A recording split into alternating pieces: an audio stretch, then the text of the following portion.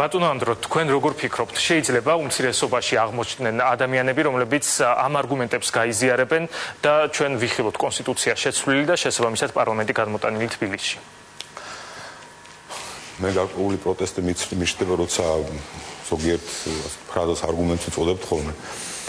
და ძალიან დიდი რისკის ქვეშ ვართ ჩვენ, ანუ გონიერი ნაწილი საზოგადოებისა, რომ სასოწარკვეთას მიეცეს ზოგიერთი თქვენ ამ განმარტებებს არგუმენტებად მე არ გულისხმობ ხა კონკრეტულად ჩართვიდანაც მოვისმინეთ ზოგიერთი, ხო. საერთოდ თავარი ჩვენ თუ მართლა გვინდა დემოკრატია და მართლა გვინდა განვითარება, ხო, თავარი არის რომ ჩვენ მივუყვეთ მართლა რაღაცა გონივრულ ხმას, ხო, მივუყვეთ რაღაცა რაციონალურ არგუმენტებს რა. ხა ლაპარაკი არის იმაზე, რომ აი დაიღუპება ქუთაისი პარლამენტის გარეშე. ეს რა არგუმენტია? ან რა კითხვაა? მოდი ვთქვათ, როგორ განვითარდება ქუთაისი პარლამენტით, ხო? მაშინ როცა იქ ძალიან ბევრი ადამიანი მოძრაობს, ჩდება мотивация, რომ არსებობდეს ბევრი კარგი სკოლა, აი მაგალითად. პარლამენტარები, აპარატის თანამშრომლები, რომლებსაც ძალიან ხშირად უწევთ, იქ უნდა ცხადიას დისკომფორტია, მაგრამ ერთ წელიწადში, ორ წელიწადში, სამ წელიწადში მოდი სიტუაცია, როცა ბევრ ადამიანს აწყობს, რომ იქ იყოს კარგი სკოლა, კარგი სასწავლებელი, კარგი ბაღი, კარგი რაღაც სხვა ინფრასტრუქტურა, ხო? ასე ვითარდება ქალაქი, კარგი გზები. ეს ძალიან მნიშვნელოვანია. რატომ არის იგივე ბათუმი ახსენა არმაზმა, იქაც არის საკონსტიტუციო სასამართლო. იქაც არის ბევრი მნიშვნელოვანი ინფრასტრუქტურა. რატომ? იმიტომ რომ იქაც იგივე мотиваციები არსებობდეს ხანგრძლივად. ჩვენ ქვეყანა უნდა თანაბრად განავითაროთ, ხო რა? რაღაც არ იყოს თავკომბალად თბილისით, არამედ დეცენტრალიზაცია. ისეთ რა არის ხა მე ძალიან ბევრი არგუმენტი ხა მოვისმინე სხვადასხვა დარბაზში რაც გამოითქვა თითოეული ეს თემა რაც ცალკე დისკუსია შეიძლება, მაგრამ ახლა მე მაინც ცოტა სხვა ასე ვთქვათ ინფორმაცია მაქვს ამ ყველაფერთან დაკავშირებით და ვერ ავყვები ყველა არგუმენტს მიუხედავად იმისა, რომ ცალ-ცალკე საინტერესოა, იმიტომ რომ სინამდვილეში სხვა რამესთან გვაქვს საქმე.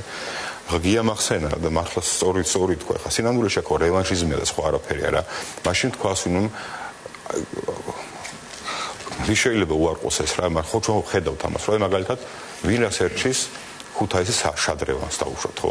ეხლა რო არის ლაპარაკი და გახსოვთ ეს ლაპარაკი, ხო? ეხლა რო არის ლაპარაკი, რომ ტექნოლოგიური უნივერსიტეტი გადმოვიტანოთ რო შეთქვა, ეხლა ხო შენდებოდა ეს და დიდი ნაწილი დასრულებული, ხო შეიძლება იმისი ბოლომდე მიყვანა რა. ბათუმის ტექნოლოგიური უნივერსიტეტი. მაგას გულისხმობ, ხო?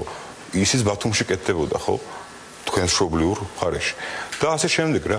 და სხვადასხვა საქმე ჩავთავრობ მიზეზი რის გამოც უარი თქვა ამ შენობაზე იყო ის, რომ ის არ შეესაბამება სასწავლებლის სტანდარტებს და ამ დროს პრეზიდენტის სასახლე თურმე შეესაბამება, ხო?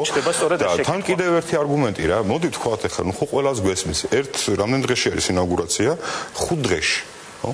თქვენ ხო გესმით, რომ 5 დღეში იქ არ გადავა არანაირი ტექნოლოგიური უნივერსიტეტი.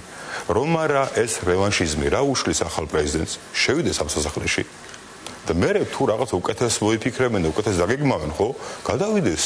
ჯერ ხო არ არის დასრულებული მისი, ასე ვთქვათ, ახალი რეზიდენცია. რატომ უნდა შეიყუროს იმ რაღაცა კომუნისტურ ჯურღმულში, რომელიც აი მართლა ძალიან კანცელარიის შენობას გულისხმობთ. ძალიან ცუდ ასოციაციებს იწვევს, ხო? და არაფრის სიმბოლო არ არის გარდა ჩამორჩენლობისა, ჭაობისა და ყველანაირი რაღაცა უარყოფითი რაღაცა, ხო? რატომ იქ და რატომ არა აქ? და მე კიდე როცა ლაპარაკი რომ არის დაუშვათ დიდი შენობა. თქვენ კაი ხალხო და აი ბატონი გიგამბზანებდა და ვინ შეიძლება იყოს წინააღმდეგი იმისი, რომ აი ასეთ საუკეთესო ადგილას, ასეთ საუკეთესო შენობაში დიდი გასაქანი მიეცეს იმას, რომ იყოს დაუშვათ ხელოვნების რაღაც ქმნილებების გამოფენები და ასე შემდეგ.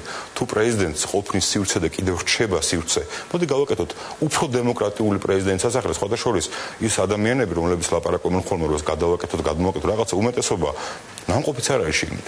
წარმოდგენა არ აქვს შიგნით რა ხდება. და როგორია ეს შენობა? როგორია ეს შენობა? რაზეა ლაპარაკი და პრეზიდენტის და პლუს კიდევ იგივე პარლამენტი არ უყოთ, ხო, ეს რა არის, ჩვენ ვართ ახლა აი ძალიან სამწუხარო რეალობაში, როცა ლაპარაკი არის არა იმაზე, რომ მოდი რაღაც ახალი შევქნათ, ახალი ავაშენოთ, არამედ დავანგრიოთ, გადავაკეთოთ.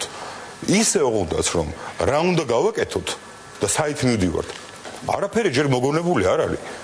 მოვიდა გუნდი, რომელმაც არ იცი სა უნდა წავიდა. ერთადერთი რაც უნდა, რაც იციან იმიტომ რომ ეს ბევრს დავალება აქვს, ბევრი ემოციურადაც ესეა აყოლი, რომ უნდა უარი თქვას ყველაფერზე. და უარ ჩვენ ვამბობთ ძალიან მნიშვნელოვან პერიოდზე, როცა ძალიან ბევრი რაღაცა შეიქმნა. მართლა შეიქმნა ეს ქვეყანა იმ გაგებით, რომ რაღაც თანამედროვე რაღაც შტრიხები შეიძინა, ხა ბუნებრივი არ გულისხმობ, რომ გუში შეიქმნა საქართველოს, ხო?